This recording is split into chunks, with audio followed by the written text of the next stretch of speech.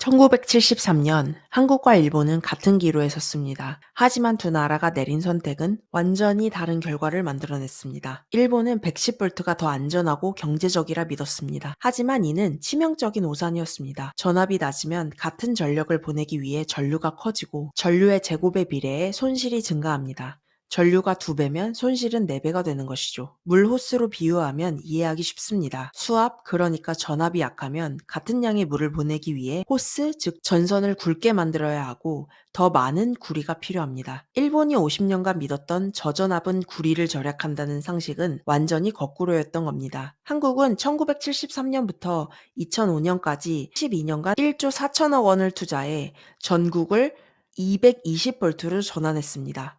연 인원 757만 명이 투입되어 1753만 가구의 전선 콘센트를 모두 교체했죠. 결과는 어땠을까요? 매년 1700억 원의 전력 손실을 절감하고 있습니다. 단순 계산으로 8년이면 본전, 지금은 원금의 수십 배를 회수한 셈입니다.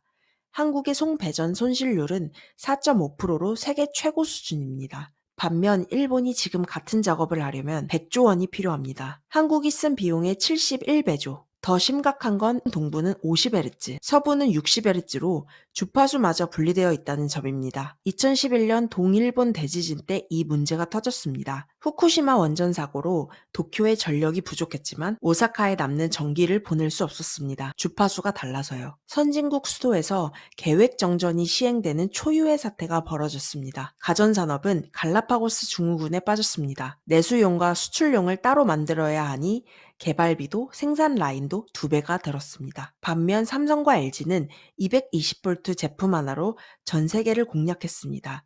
결과는 명확합니다. 2024년 일본의 가전 무역 수지는 수입이 수출의 10배입니다. 전자왕국이었던 일본이 이제 한국과 중국에서 가전을 수입하는 나라가 됐습니다.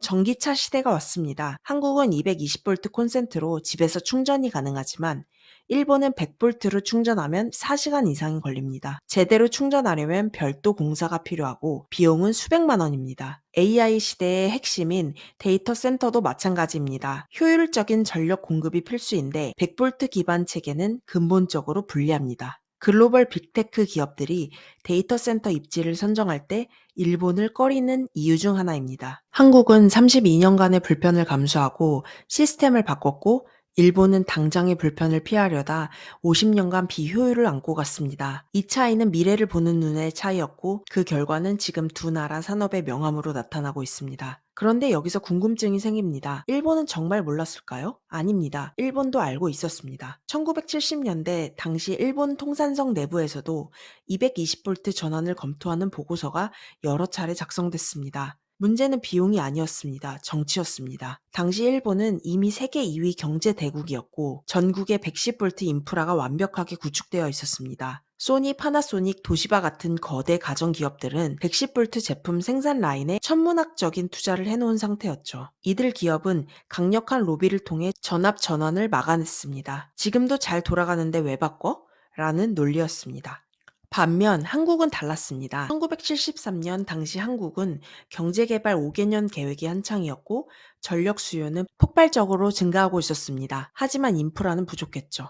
역설적이게도 이 낙후성이 기회가 됐습니다. 바꿀 게 적었으니까요. 박정희 정부는 어차피 새로 깔 거 제대로 깔자라는 결단을 내렸습니다. 더 흥미로운 건 이 결정이 단순히 전력 효율만을 본 게 아니었다는 점입니다. 한국 정부는 이미 1970년대 초반부터 수출 주도 경제를 설계하고 있었습니다. 당시 세계 주요 시장인 유럽, 중동, 동남아시아는 모두 220V를 사용했습니다. 한국 가전제품이 세계로 나가려면 220V가 필수였던 겁니다. 전압 전환은 단순한 인프라 사업이 아니라 수출 전략의 일부였습니다. 실제로 1980년대 들어 삼성과 LG는 220V 기반의 제품을 유럽과 중동으로 쏟아냈습니다. 별도 개발 없이 국내 제품을 그대로 수출할 수 있었죠. 일본 기업들이 내수용과 수출용 두 가지 라인을 운영하며 비용을 2배로 쓸 때 한국 기업들은 하나의 제품으로 전 세계를 공략했습니다. 이 효율성의 차이가 쌓이고 쌓여 2000년대 들어 한국 가전이 일본을 추월하는 발판이 됐습니다. 그렇다면 일본은 왜 지금까지도 바꾸지 못하는 걸까요? 2011년 후쿠시마 원전 사고 이후 일본 정부는 다시 한번 전압 전환을 검토했습니다. 하지만 결론은 불가능이었습니다. 추산 비용 100조 원도 문제지만 더 큰 문제는 시간이었습니다. 일본 전체를 220볼트로 바꾸려면 최소 30년이 걸립니다. 그동안 일본 전역의 모든 과정과 기업이 불편을 감수해야 하죠. 더 심각한 건 일본의 고령화입니다. 2024년 현재 일본 인구의 30%가 65세 이상입니다. 노인들에게 30년간 계속되는 전기공사와 가전제품 교체를 설득하는 건 사실상 불가능합니다. 한국이 1973년 전환을 시작했을 때 평균 연령은 대 후반이었습니다. 젊은 나라였기에 변화를 받아들일 수 있었죠. 일본은 이미 그 타이밍을 놓쳤습니다. 결국 일본은 레거시 시스템의 함정에 빠진 겁니다. 한때 최고였던 시스템이 이제는 발목을 잡고 있습니다. 전기차 보급률을 보면 명확합니다. 2024년 한국의 전기차 보급률은 12%지만 일본은 3%에 불과합니다. 집에서 충전이 사실상 불가능한 100V 시스템이 가장 큰 장애물입니다. 일본 정부가 아무리 보조금을 퍼부어도 인프라의 한계를 넘을 수 없습니다. 이 이야기가 우리에게 주는 교훈은 명확합니다. 첫째, 단기적 편의보다 장기적 효율을 봐야 합니다. 일본은 당장의 불편을 피하려다 50년간 손해를 봤습니다. 둘째, 때로는 뒤처진 것이 기회가 됩니다. 한국은 인프라가 부족했기에 오히려 과감한 전환이 가능했습니다. 셋째, 변화는 타이밍입니다.